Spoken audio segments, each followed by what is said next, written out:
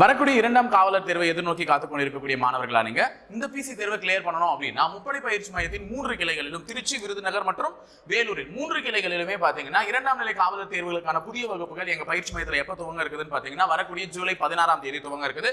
So இந்த பயிற்சி வகுப்புல சேரக்கூடிய மாணவர்களுக்கு புத்தகங்களும் இலவசமா வழங்கப்படும். டெஸ்ட் பேட்சஸ்மே உங்களுக்கு ஃப்ரீயா கிடைச்சிடும். ஸோ 3 பிரான்ச்சஸ்லயுமே அட்மிஷன்ஸ் போயிட்டு தான் இருக்கு. ஸோ திருச்சியில் சேரணும் விருப்பமுள்ள நபர்கள் 8111070706 அல்லது 708 என்ற நம்பருக்கும், விருதுநகர்ல அட்மிஷன் போடணும் நம்பர்கள் 9363020246 அல்லது 247 என்ற நம்பருக்கும் கால் பண்ணி டீடைல்ஸ் கேட்டுக்கோங்க. சோ வேலூர்ல வந்து அட்மிஷன் போடணும்னு நினைக்கிறவங்க 7200400395 அல்லது 398 என்ற நம்பருக்கு கால் பண்ணி கேட்டீங்கன்னா உங்களுக்கு அதுக்கான டீடைல்ஸ் கொடுத்துருவாங்க. சோ 3 கேம்பஸஸ்லயுமே உங்களுக்கு ஜிம் மற்றும் பிசிக்கல் ஃபெசிலிட்டிஸோட அவைலபிளா இருக்கக்கூடிய இந்த இரண்டாம் நிலை காவலர் தேர்வுல சேர்ந்து வரக்கூடிய இரண்டாம் நிலை காவலர் பணியிடங்கள்ல நீங்களும் ஒரு இடத்தை உங்களுக்கானது உறுதி பண்ணிக்கோங்க. நீங்களும் வருங்கால காவலர்களாக எங்களுடைய பயிற்சி மையத்தின் சார்பாக வாழ்த்துக்கள். Hi students, welcome to our academy. நீங்க நம்ம போகும்போல ஒரு இன்சிடென்ட் ஒரு வருஷத்தை சொல்லிட்டு அந்த வருஷத்துல என்ன இன்சிடென்ட் நடந்தது அப்படின்னு சொல்லிட்டு நம்ம வரிசையா கேள்வி கேட்டுட்டு இருக்கோம். ஆனா இப்போ என்ன கேட்கிறேன் அப்படின்னா, அதே மாதிரி ஒரு வருஷம் சொல்லிடுறேன், இந்த டைம்ல இன்சிடென்ட் நான் கேட்கிறேன். இன்சிடென்ட் ரொம்ப ஈஸி, ஓகேங்களா? இந்த டைம்ல யாரு வந்து இந்தியாவுடைய பிரபுவாக இருந்தா, ஓகேங்களா? பிரிட்டிஷ் அரசாங்கத்துல ஒவ்வொரு டைமும் பிரபுவா இருப்பாங்க. ஈஸியானது இந்த கொஸ்டின் கூட. யாரு இந்த இயர்ல இந்தியாவுடைய பிரபுவாக இருந்தது? பிரபுனா இங்கிலீஷ் லார்ட் அப்படின்னு சொல்லுவாங்கல்ல, அந்த லார்டா இருந்தது யார்? ஈஸ்ட் இந்தியா கம்பெனியுடைய லார்டா இருந்தது யார் அப்படின்னு சொல்லிட்டு கமெண்ட் பண்ணுங்க. ஃபர்ஸ்ட் டைரக்டா கொஸ்டின் போகலாம். லாஸ்டா நடத்துறதுல இருந்து 5 கொஸ்டின் கேட்பேன். லாஸ்டா ஒரு கொஸ்டின் கமெண்ட் பண்ண சொல்லுவேன், அதுக்கு நீங்க ஃபாலோ பண்ணிக்கோ. ஓகேங்களா? ரைட், ஃபர்ஸ்ட் கொஸ்டின் பாருங்க. Why I am an atheist? ரொம்ப முக்கியமான கொஸ்டின். நான் ஏன் நாத்திகனாக இருக்கிறேன் அப்படின்னு சொல்லிட்டு. நாத்திகனா என்ன? ஏத்திஸ்ட் அப்படின்னா என்ன? இந்த ஏத்திஸ்ட்ல ஏ மட்டும் எடுத்திருக்கிறேன். நீ கண்டிப்பா இந்த வார்த்தையை தான் இங்கிலீஷ்ல படிச்சிருப்பீங்க. எஸ்ஐக்கு இங்கிலீஷ்ல கூட கேட்பாங்க. அதில் பார்க்கும்போது கண்டிப்பா இந்த வார்த்தையை படிச்சிருப்பீங்க. ஏத்திஸ்ட்ல ஏ மட்டும் எடுத்தீங்கன்னா தீஸ்ட் அப்படின்னு அர்த்தம். என்ன அர்த்தம்? தீஸ்ட் அப்படின்றது ஒரு அர்த்தம். அப்ப அந்த தீஸ்ட்ங்கிற வார்த்தை என்ன அர்த்தம் அப்படின்னா கடவுளை வழிபடுபவர்னு அர்த்தம். ஓகேங்களா? என்ன அர்த்தம்? தீஸ்ட்ங்கிற வார்த்தைக்கு என்ன அர்த்தம்? கடவுளை வழிபடுபவர் அப்படிங்கிறது மீனிங். இந்த இடத்துல ஏத்திஸ்ட் அப்படின்னு போட்டிருக்காங்க. முன்னாடி ஏங்கிற வார்த்தைனா கடவுளை வழிபடாதவர், கடவுள் மீது நம்பிக்கை இல்லாதவர் அப்படிதான். அப்ப தமிழ்ல பார்க்கும்போது அர்த்தம் புரியும். நாத்திகன், பெரியாரதான் ஒரு நாத்திகன் சொல்லுவாங்க. ஏன்னா அவர் வந்து கடவுள் மறுப்பு கொள்கையை தான் பேசியிருப்பார். ஓகேங்களா? அப்போ வந்து இவரும் ஒரு நானே நாத்திகனா அப்படின்னு சொல்லிட்டு ஒரு 4 ஆப்ஷன் கொடுத்துருக்காங்க. போஸ்னா சுபாஷ் சந்திர போஸ், சூரிய சென், பகத்சிங், கல்பனா தத் அப்படின்னு கொடுத்துருக்காங்க. இது பெரியார் கொஸ்டின் மேபி ஆப்ஷன் வச்சிருந்து நிறைய பேர் பெரியார் போட்டிருப்பாங்க. ஆனால் பெரியார் கன்ஃபியூஸ் ஆகாத மாதிரி ஆப்ஷன் வைக்கல. இப்போ இதுக்கு ஆன்சர் யாரு அப்படின்னு பார்த்தீங்கன்னா பகத்சிங். அவர் தான் இந்த புத்தகத்தை எழுதியவர். ஒரு புத்தகம் ஆக்சுவலா புத்தகம் ஒரு ஸ்லோகனாவும் சொல்லியிருப்பாரு. அது பகத்சிங் தான். சரி, யார் சார்ந்த பகத்சிங் அப்படின்னா கண்டிப்பா வந்து ஒரு விடுதலை போராட்டத்துல, தீவிரமான விடுதலை போராட்டத்தில் ஈடுபட்ட நபர்கள்ல ரொம்ப முக்கியமானவர். பெயர் சொல்லக்கூடிய அளவுக்கு நார்த் இந்தியாவில போயிட்டு பகத்சிங் என்ற பெயர் சொன்னால் எல்லாருக்குமே தெரியும். இப்போ நம்ம எப்படி சவுத் இந்தியாவில் காமராஜர், ஓகே, விடுதலை போராட்டத்தில் அரசியல் ரீதியாக காமராஜர் தெரியுது. தமிழ்நாட்டு இப்போ கொடிகாத்த குமரன் சொல்லலாமா, ஓரளவுக்கு நிறைய பேருக்கு தெரியும். அதே மாதிரி நார்த் இந்தியாவில் எல்லாருக்குமே தெரியக்கூடிய ஒரு ஃபெமிலியரான ஒரு ஃபேஸ், தீவிரமான விடுதலை போராட்டத்துல வன்முறையாக இறங்கினவர் யாரு அப்படின்னு பாத்தீங்கன்னா அந்த பகத்சிங் தான். ஓகே, இவர் வந்து குழந்தையா இருக்கும் போதே அந்த வடுன்னா அந்த வந்து அவருக்கு ஒரு என்னது விடுதலை வேட்கை வந்து குழந்தையா இருக்கும் போதே அவருக்கு வந்திருந்தது. உதாரணத்துக்காக இவர் சின்ன குழந்தையா, அதாவது ஒரு 12-15 வயசு இருக்கும் போதுதான் பாத்துட்டீங்கன்னா இந்த ஜாலியன் வாலாபாக் அப்படி ஒரு இன்சிடென்ட் நடந்தது. அந்த இன்சிடென்ட் அவரை நேரில் கண்ணால பார்த்தார். ஜாலியன் வாலாபாக் இன்சிடென்ட்டை பார்த்தவங்க 2 பேர். ஆல்ரெடி போன எபிசோட சொல்லியிருப்பேன். ஒன்னு பகத்சிங், இன்னொரு உத்தம் சிங். உத்தம் சிங் தான் பழிக்கு பழி வாங்குவதற்காக போய் கொள்ளுவாரு டயர் என்கிற நபரை. இங்க பகத்சிங் என்ன பண்ணுவாருன்னு ஜாலியன் வாலாபாக் இன்சிடென்ட்டை பார்த்து ரொம்ப இன்ஸ்பயர் ஆகிறார். அதாவது இன்ஸ்பயர் மீன்ஸ் அந்த கொடுமைகள்லாம் பார்த்து நம்ம விடுதலை போராட்டத்தில் இறங்கணும் அப்படின்னு சொல்லிட்டு நினைக்கிறாரு. விடுதலை போராட்டத்தில் இறங்குறாரு. இவருடைய குருவாக இருந்த லாலா லஜ்பதி ராய், அவருடைய குருவாக லாலா லஜ்பதி ராய் தான் இருப்பாரு. அவர் என்ன ஆயிடுவாரு பார்த்தீங்கன்னா ஒரு இடத்துல வந்து தடியடி பட்டு இறந்து போயிடுவார். அந்த இறந்ததுக்கு அப்புறம் பகத்சிங்கோடைய நடவடிக்கை ரொம்ப தீவிரமா இருக்கும். ஓகேங்களா? அதுக்கப்புறம் தான் வந்து பாத்தீங்கன்னா லாகூர் சதி வழக்கு, அது இவர் அரெஸ்ட் பண்ணுவாங்க. அப்புறம் வந்து பாத்தீங்கன்னா இந்த சென்ட்ரல் லெஜிஸ்லேட்டிவ் அசம்பிளி, பாராளுமன்றம், பழைய பாராளுமன்றத்தில் வந்து பாத்தீங்கன்னா பாம்பு போடுற கேஸ் இதெல்லாம் போடுவாங்க. அதே மாதிரி பாரத மாதா, ஹிந்துஸ்தான் ரிபப்ளிக் சோசியலிஸ்ட் ஆர்மி அப்படின்னு சொல்லிட்டு இந்துஸ்தான் சமத்துவ குடியரசு ராணுவம் அப்படிங்கிற அமைப்பு வந்து 1928 இந்த பகத்சிங் உருவாக்குவாரு. இப்பேற்பட்ட பகத்சிங் 1900 ஆக்சுவலா வந்து பாத்தீங்கன்னா போராட்டம் எல்லாமே வன்முறையான போராட்டம். ஓகே, இந்த வன்முறையான போராட்டத்தினால இவருக்கு மேல வந்து நிறைய வழக்குகளை போட்டு இவரை தூக்கு தண்டனை கொடுக்கணும் அப்படின்னு சொல்லிட்டு 1931 மார்ச் மாதம், இதெல்லாம் கேட்பாங்க கம்பல்சரி, மார்ச் மாதம் 23ஆம் தேதி இவருக்கு தூக்கு தண்டனை வழங்கப்பட்டது. ஓகே, இந்த தண்டனை இவர் இறந்த தேதியை வந்து தியாகிகள் தினமாக கூட கொண்டாடுறோம். ஓகேங்களா, காந்தியோட இறப்பு நாளும் தியாகிகள் தினம் தான், இவருடைய இறப்பும் தியாகிகள் தினம் தான். ஓகேங்களா, இது ஒரு பாயிண்ட். இது இல்லாம வந்து பகத்சிங் வந்து நான் சொன்ன அமைப்புகளை உருவாக்கி இருப்பாரு. ஓகேங்களா, அப்புறம் வந்து அவர் லால் லஜ்பத் ராய் அவருடைய இறப்பு தான் இவரை இன்ஸ்பயர் பண்ணி விட்டார். ஓகேங்களா, இப்போ நானே நாத்தினா இருக்கிற ஒரு புத்தகத்தின் பெயர் பகத்சிங் இருக்கிறார். ஓகே, இதற்குரிய போஸ் தெரியும், நம்ம சுபாஷ் சந்திர போஸ் நிறைய பார்த்துருப்போம். இந்த சூரிய சென், கல்பனா தத்தெல்லாம் பார்த்தீங்கன்னா இவங்களும் புரட்சிகரமா ஈடுபடுபவர்கள் தான். ஓகேங்களா, கக்கோரி சதிவிலக்கு, அப்புறம் வந்து பார்த்தீங்கன்னா இந்த ட்ரெயினை வந்து ராபரி பண்ணுவாங்க அந்த காலத்தில். ஓகேங்களா, பிரிட்டிஷ் அரசாங்கம் கொண்டு போகக்கூடிய ரயில் பெட்டிகளை வந்து கொள்ளையடித்து மக்களுக்கு சூறையாடி மக்களுக்கு கொடுப்பாங்க. அதனால இந்த சூரிய சென், கல்பனா தத்து ஒரு பெண்ணாக இருந்து இதெல்லாம் செஞ்சிருப்பாங்க. 12th கூட கொடுத்துருப்பாங்க இதெல்லாம். ஓகே, அடுத்து தவறான இணை தேர்ந்தெடுக்கிறாங்க பாருங்க. சூஸ் ஏ ராங் இன்கரெக்ட் பேர் அப்படின்னு சொல்றாங்க. ஒரு இடத்துல செஷன் மாநாடு கொடுத்துருக்காங்க, இன்னொரு இடத்துல தலைவர்களை கொடுத்துருக்காங்க. ஓகே, அப்போ 1928 ஒரு மாநாடு, அதோடைய தலைவர் ஜவஹர்லால் நேரு அப்படின்னு கொடுத்துருக்காங்க, தவறு. 1929 அதோடைய மாநாட்டு தலைவர் மோதிலால் நேருங்கிறாங்க. சரி, என்ன சார் அமர்வுன்னு சொல்றாங்க, எதோடைய அமர்வு? இந்திய தேசிய காங்கிரஸ் இருக்குது, ஐஎன்சி 1885ஆம் ஆண்டு உருவாக்கப்பட்ட இந்திய தேசிய காங்கிரஸ் வந்து ஒவ்வொரு வருஷமும் டிசம்பர் மாசம் மாநாடு நடத்தும். ஒவ்வொரு வருஷமுமே கம்பல்சரி நடத்தும். ஒரு சில வருடங்கள்ல ஏதாவது சூழ்நிலை காரணமா நடத்தாம இருக்கும். ஓகேங்களா, அது நம்ம 10th கூட மேப்லேயே கொடுத்துருப்பாங்க. ஓகேங்களா, நோ செஷன்ஸ் அப்படின்னு சொல்லி கொடுத்துருப்பாங்க. அது பார்க்கும்போது நமக்கு முதல் 3 மாநாடு கம்பல்சரி முக்கியம். பம்பாய், கல்கத்தா, மெட்ராஸ். அது பம்பாயில எத்தனை பேர் கலந்துக்கிட்டாங்க, அதுல எத்தனை பேர் மெட்ராஸ் மாகாணத்தை சேர்ந்தவர்கள், பம்பாயில யார் தலைவர், கல்கத்தால யார் தலைவர், இதெல்லாம் படிச்சிருப்போம். இது இல்லாம காந்தி எந்த மாநாடு தலைமை, அப்புறம் வந்து சுபாஷ் சந்திரபோஸ் எந்த மாநாடு தலைமை, சரோஜினி நாயுடு, அன்னி பெசன்ட், முக்கியமான தலைவர்கள் எந்த மாநாட்டில் எந்த ஒரு தலைவராக இருந்திருப்பாங்க பாருங்க. அதுல ரொம்ப முக்கியமானதா இந்த 2 மாநாடு, ரெண்டுமே அப்படியே உள்டாவா கொடுத்துருக்காங்க, மாத்தி கொடுத்துருக்காங்க. அதனாலதான் தவறு. சரிங்களா, இது இங்க வரும், இது இங்க வரும். ஆக்சுவலா அப்பா பையன் இவங்க 2 பேரும். ஜவஹர்லால் நேருடைய அப்பா தான் மோதிலால் நேரு. மோதிலால் நேரு வந்து 1928 காங்கிரஸோடைய தலைவராக இருந்திருப்பாரு. அடுத்த வருஷம் பையனுக்கு கொடுப்பாங்க. 1929 ஜவஹர்லால் நேரு தலைவராக இருப்பார். இது ரொம்ப நீங்க ஈஸியா ஞாபகம் வச்சுக்கிறது.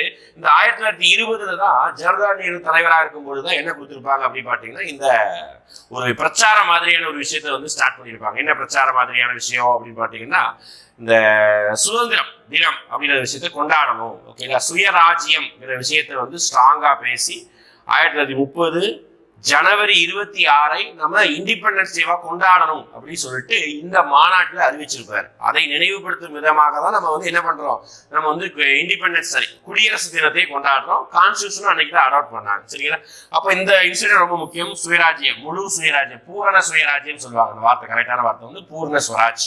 1929 ஜவஹர்லால் நேரு கேட்டிருப்பாரு. சரி சார், இது எப்படி சார் ஞாபகம்? 1928 ஆக்சுவலா சைமன் குழு அப்படின்னு சொல்லிட்டு ஒண்ணு வரும், படிச்சிருப்போம். 1927 இந்தியாவுக்குன்னு ஒரு கான்ஸ்டியூஷனை கொண்டு வருவதற்காக சைமன் குழு அப்படின்னு கொண்ட குழு 7 பேரை கொண்ட குழு வந்து இந்தியாவுக்கு வரும். அதனால நிறைய பிரச்சனை நடக்கும். கோ பேக் சைமன் நிறைய போராட்டம் பண்ணுவாங்க.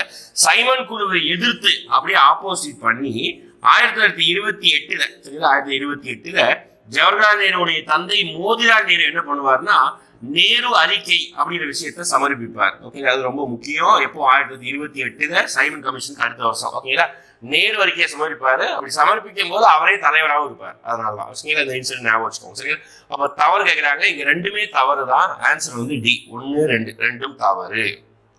ஓகேங்களா, அடுத்து பாருங்க.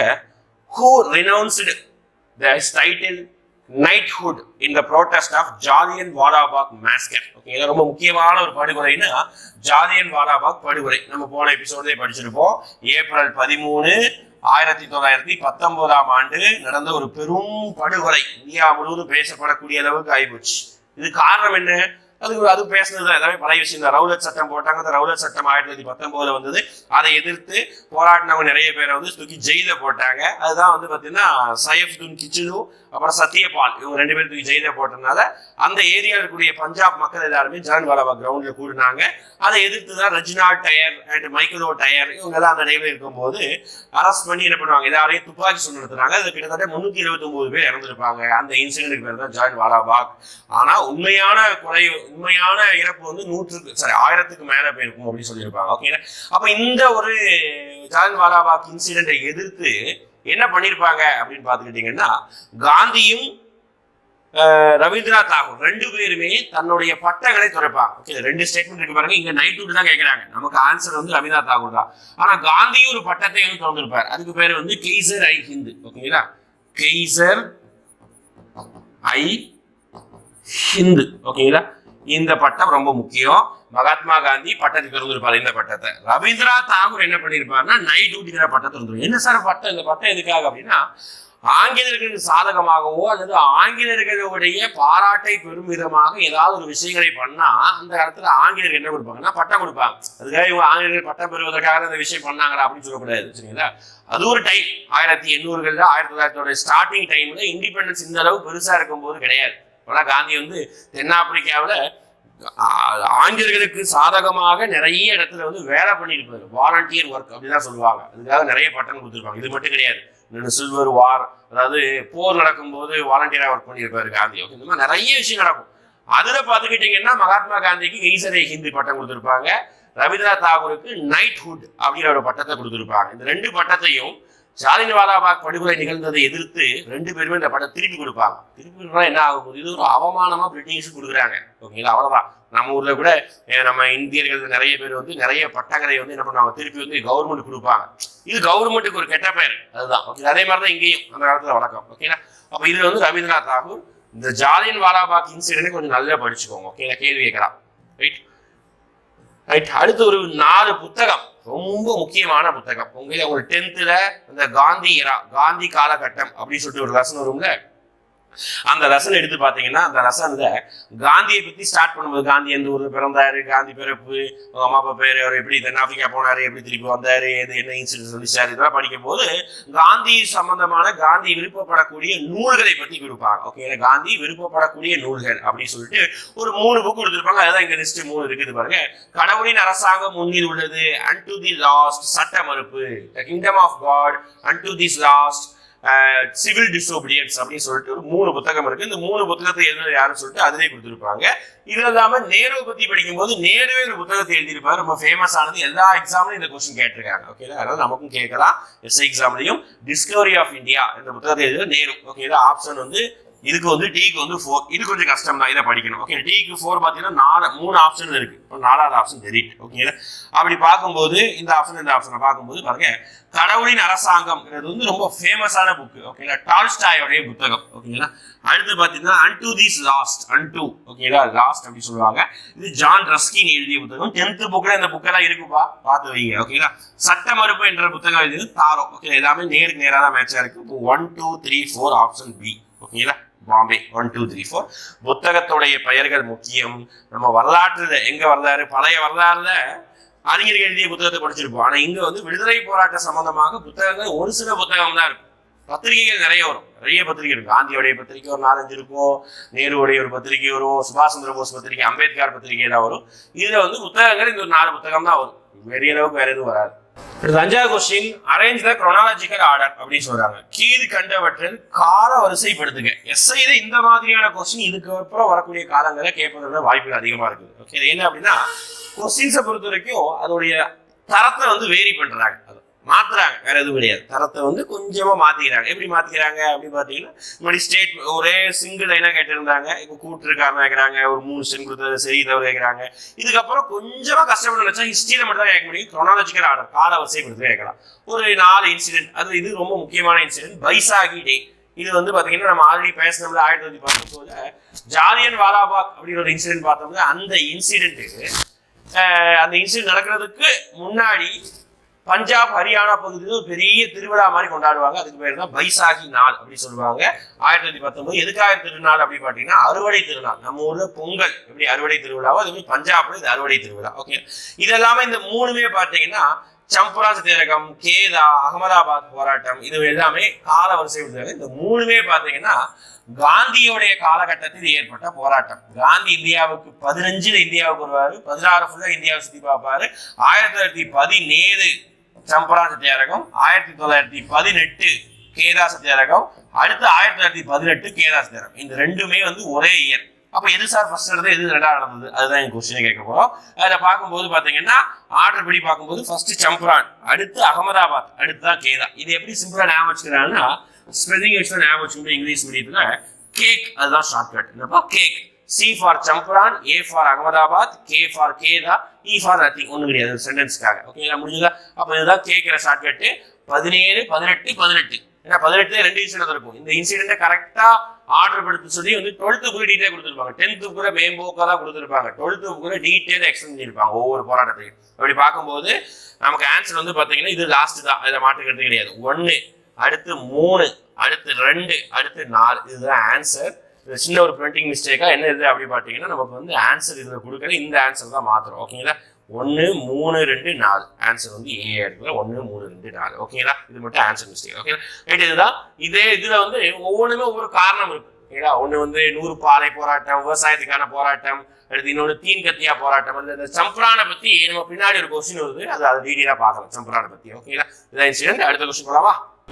அடுத்து தவறான கூற்றை தேர்ந்தெடு அப்படி சொல்றாங்க. ஓகேங்களா, பஞ்சாபுடைய துணைநிலை ஆளுநர், தலித் பகுஜன் இயக்கம், சுயமரியாதை இயக்கம், சத்தியாகிரக சபை அப்படின்னு சொல்லிட்டு ஒரு 4 விஷயம் இங்க மேட்ச் பண்ணிருக்காங்க. இது ரொம்ப ஃபேமஸ் ஆனது நம்ம ஊர்ல நடந்ததுன்னா அந்த செல்ஃப் ரெஸ்பெக்ட் மூவ்மெண்ட்.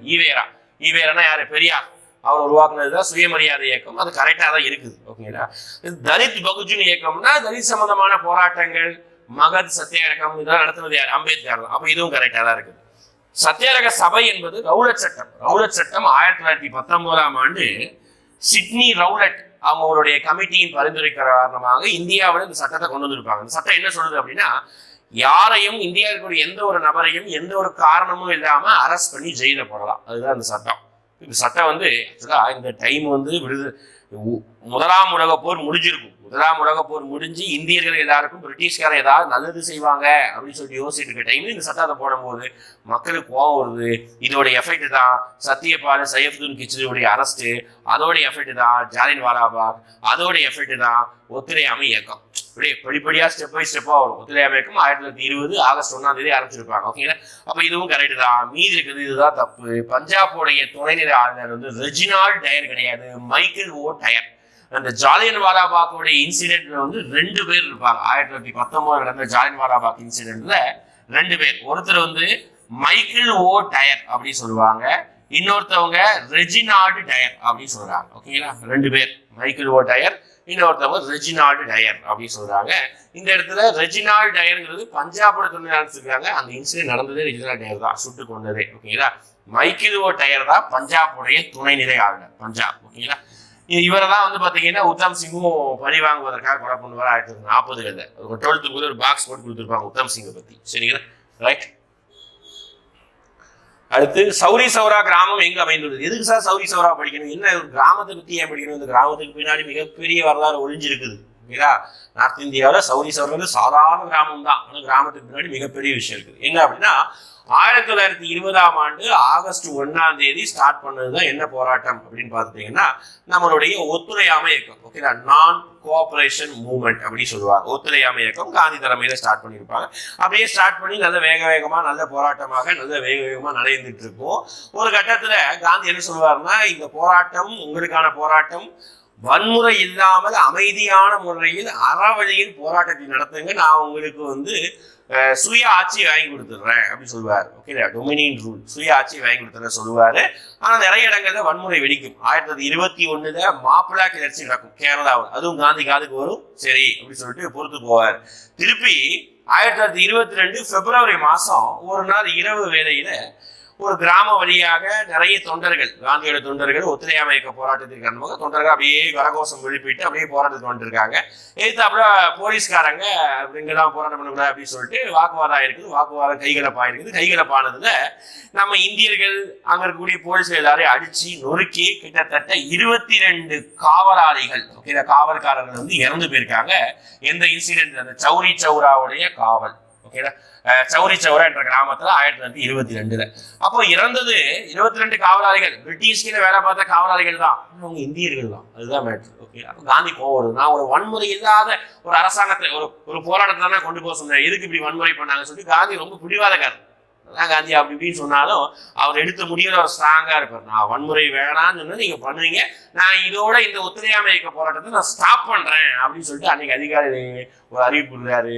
ஒத்துழையாமை இயக்கம் இத்துடன் முடிவடைகிறது சொல்றாரு. நிறைய பேருக்கு வந்து டிசப்பாயிண்ட் ஆயிட்டு, நேரு, சுபாஷ் சந்திரபோஸ், எல்லாருமே கன்வின்ஸ் பண்ணி பாக்குறாங்க காந்தி கிட்ட. காந்தி அவர் தான் அப்படியே இருக்காரு, முடியாது, ஆற கேட்டு வந்து நீங்க வன்முறை ஈடுபடுங்க அப்படி இப்படின்னு பேசுறாரு. காந்தியை தூக்கி ஜெயில போட்டாங்க. காந்தியில போராட்ட தலைமை 22 போலீஸ்மேன்களை வந்து கொள்ளும் போது பிரிட்டிஷ் அரசாங்கம் சும்மா இருக்குமா? சும்மா இருக்காது. ஓகே, அந்த இன்சிடென்ட் தான் சௌரி சௌரா கிராமம். எங்க அமைந்திருக்கு அப்படின்னா உத்தரப்பிரதேசத்துல கோரக்பூர் மாவட்டம் இருக்கும். ஓகே, கோரக்பூர் மாவட்டத்துல தான் இந்த கிராமம் இருக்குது. மாவட்டத்தோடைய பேரு பார்த்து வச்சுக்கோங்க, உத்தரப்பிரதேசம் கோரக்பூர் மாவட்டம். சரிங்களா? ரைட். அடுத்து 7, அடுத்து 8 லக்னோ ஒப்பந்தம் நடைபெற்ற ஆண்டு அப்படின்னு சொல்றாங்க. லக்னோ ஒப்பந்தம் என்ன சார்? லக்னோ ஒப்பந்தம் இயர் தான் கேட்கிறாங்க. 1916. நிறைய ஒப்பந்தம் கேள்விப்பட்டிருப்பீங்க, படிக்கணும். பூனா ஒப்பந்தம், காந்தி இருவின் ஒப்பந்தம், லக்னோ ஒப்பந்தம் இருக்குது. ஓகே, ஒவ்வொன்றுக்கும் ஒரு கதை உண்டு. லக்னோ ஒப்பந்தம் எதுக்காக அப்படின்னு பாத்தீங்கன்னா, அதாவது இவங்க பிரிஞ்சு போகல, ஆல்ரெடி தனித்தனி அமைப்புகளாக இருந்தாங்க. ஓகேங்களா? ஒருத்தவங்க யாரு? இந்தியன் யூனியன் முஸ்லீம் லீக் அப்படின்னு சொல்லுவாங்க. ஓகே, முஸ்லீம் லீக் கட்சி, முஸ்லீம்களுக்கான கட்சி. இன்னொரு கட்சி மொத்த காமனான கட்சி இந்திய தேசிய காங்கிரஸ். இந்த 2 கட்சியும் ஒன்றிணைந்தது. ஓகே, இது மாதிரி தனித்தனி இது அமைப்பா செயல்பட்டது. இந்த 2 கட்சியும் ஒன்றிணைந்து சுதந்திர போராட்டத்துக்காக போராடினாங்க. அதுக்கு பேரு 2 பேருக்கு சேர்ந்ததுக்கு போடப்பட்ட ஒப்பந்தத்துக்கு பேர் தான் லக்னோ ஒப்பந்தம்.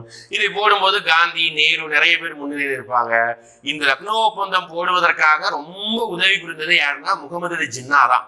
அதனாலதான் ஒரு கட்டத்துல வந்து இந்தியாவுடைய முதல் பெண் காங்கிரஸ் தலைவராக இருந்த, இந்திய பெண் காங்கிரஸ் தலைவராக இருந்த சரோஜினி நாயுடு வந்து முகமது அலி ஜின்னாவை என்ன சொல்லுவாங்கன்னா, இந்து முஸ்லிம் ஒற்றுமையுடைய தூதுவர் அப்படின்னு சொல்லிட்டு யாரை கூப்பிடுவாங்க அப்படின்னு பாத்தீங்கன்னா, நம்மளுடைய முகமது அலி ஜின்னாவை கூப்பிடுவாங்க. இந்த ஸ்டேட்மெண்ட் ரொம்ப முக்கியம். சரோஜினி நாயுடு முகமது அலி ஜின்னாவை என்ன சொல்லி கூப்பிட்டாங்க? இந்து முஸ்லிம் ஒற்றுமையின் தூதுவர் அப்படின்னு சொல்லிட்டு கூப்பிட்டாங்க. ஓகேங்களா? காரணம் என்னன்னா, இந்த 2 கட்சி ஒன்றிணைந்ததற்கு அவர் மிகப்பெரிய பங்காற்றியிருப்பார். 1916 லக்னோல தான் காங்கிரஸ் மாநாடு நடக்கும். அந்த மஜும்தார் ஒருத்தர் தான் தலைவர் தாங்குவார். ஓகேங்களா? அந்த மாநாட்டுல இந்த ஒப்பந்தம் நடக்குது. அதே காங்கிரஸ் மாநாட்டுல இன்னொரு விஷயமும் நடக்கும். ஆல்ரெடி பிரிஞ்சு போன 2 பேர் யாரு?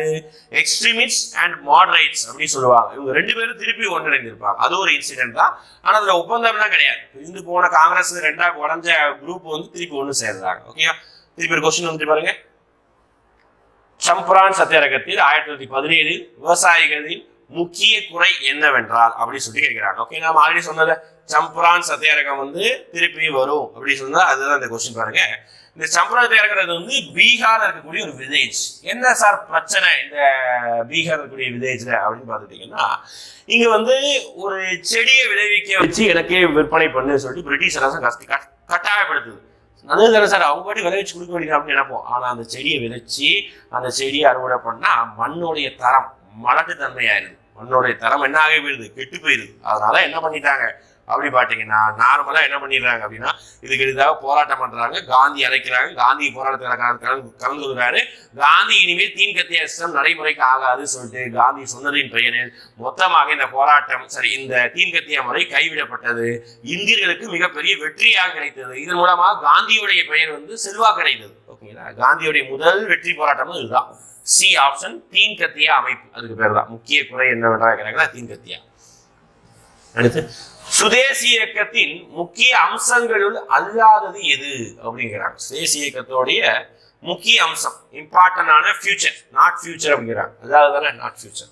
சுதேசி இயக்கம்னா என்ன, எப்போ கொண்டு வந்தாங்க? 1905 நடந்த வங்க பிரிவினை எதிர்த்து கொண்டு வரப்பட்டதுதான் சுதேசி இயக்கம். வங்க பிரிவினை எதுக்காக? அது நம்ம படிக்கணும்.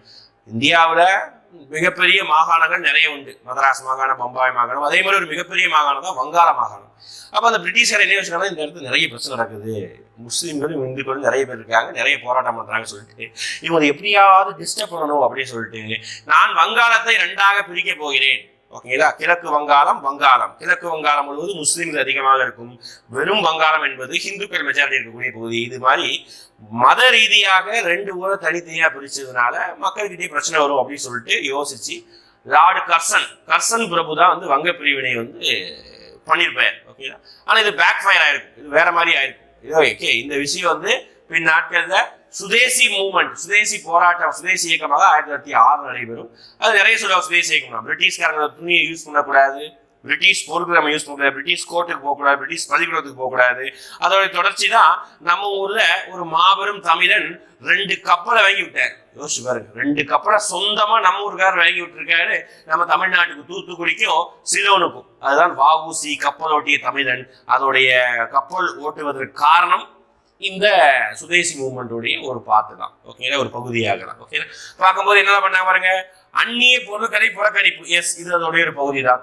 அரசு கல்லூரிகளை புறக்கணிக்கணும், எஸ் இது கரெக்ட் தான். நீதிமன்றங்களை புறக்கணிக்கணும், இது கரெக்ட் தான். பிரிட்டிஷ் அதிகாரிகளை கொள்ளுதல், இப்படிதான் கிடையாதுப்பா. தொடக்கத்திலேயே வன்முறையில இறங்குவாங்களா, அப்படிதான் கிடையாது. ஓகேங்களா, சுதேசி இயக்கத்துடைய முக்கிய அம்சங்கள் இதெல்லாம் ஒரு பாயிண்ட் கிடையாது. பிரிட்டிஷ் கொள்ளலாம் கூடாது. ஓகேங்களா, இதுதான் இந்த பாயிண்ட். ஓகேங்களா, ரைட், முடிஞ்சதா?